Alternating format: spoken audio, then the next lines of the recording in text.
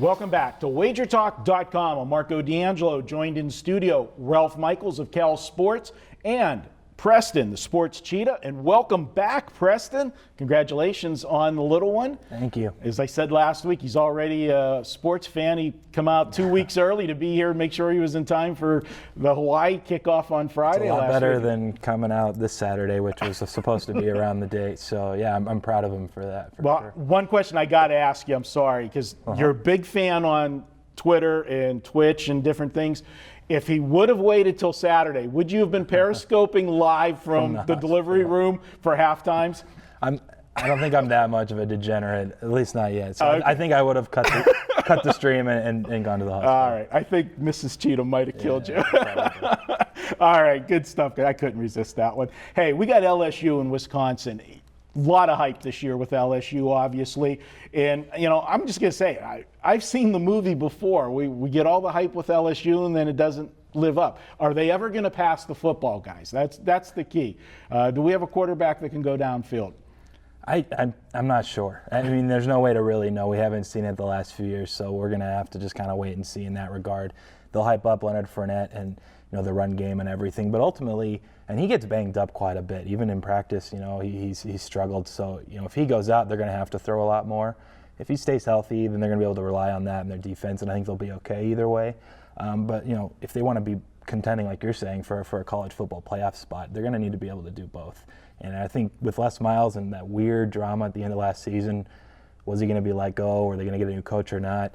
I kind of see that the attitude kind of being two extremes coming into the season. They're either going to show everyone like we're here for good, or it could be a really bad and kind of awkward season for LSU. So for me, it's not a team I'm going to be probably looking to play as far as the season win total goes or anything like that as a preseason bet, just because I think there's a lot of variance in what we're going to see.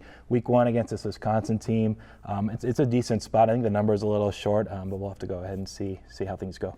Ralph, what I'm going to ask you, and your guy's been around for a long time. That's not a shot that you're old or anything, but this is a spot where you've got the defensive coordinator for LSU, Dave Aranda, that was at Wisconsin. How much of a factor will you put in a game when you have somebody that was at the opposing camp before for preparation? Over those 3 years that he was at Wisconsin was the number 1 team in the country, allowing 298 yards combined for those 3 years. So I'm sure he and OC Cam Cameron had quite a few discussions. He knows the intricacies of not only the offense, but every defensive player. I think it's a huge edge in this game, and I almost gave it 2.5 points as a factor for me.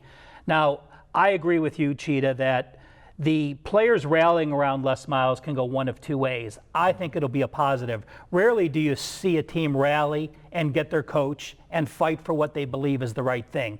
I think there's value at LSU. They're favored in every game this year, yet they're 12-1 for the national championship, and they're plus 250 just to win the SEC West, an incredible number, 250 to win a division where you get Bama and Mississippi at home, you avoid both Tennessee and Georgia out of the East, and you have a great situation. Again, favored in every game, and you're plus 250 to win your division. One of my favorite plays as a prop play for the division. This week, I really think that with their 16 starters, with the DC being familiar, it's a great spot for them. And by the way, Wisconsin had 12 starters coming back. They already lost 2 starters. Dan Volz is an all-conference offensive lineman who's out.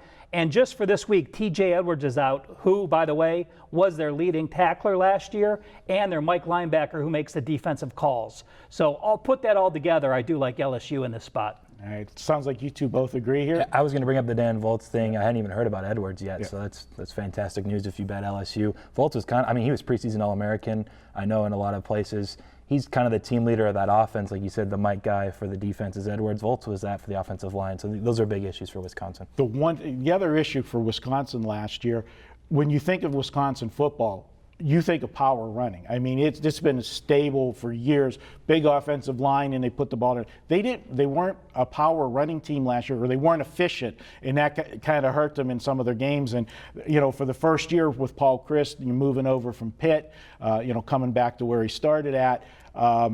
They exceeded expectations, but then they had that one bad loss at the end of the season to Northwestern as a double-digit favorite that kind of, put the dampers on a 10-3 season. Do you think they get the running game going again this year? We have to remember Corey Clements was hurt for most of the year for them, so that was the big loss. And they've had that stable where they had running back after running back going from Dane to Ball to it just seems like they kept reloading. So that was a big loss for them. And I think having the multiple running backs with experience this year is going to help them, but they don't have that same O-line that they used to. And again, they're playing an SEC defense, which is a different story. All right, everybody's in agreement. LSU to get the number, get the cover on Saturday with that one. And current line on that is 10 and 44.5. You guys think it's going to tip over the 10, get to 10.5 on Saturday? It could probably close 10.5. I think that's a fair assumption. All right, good stuff. Get down early then, guys. Grab that 10. And don't forget, save $10 this week at WagerTalk. Just use coupon code RALPH and the number 10. You can take $10 off any package at WagerTalk. We'll be back with more at WagerTalk.com.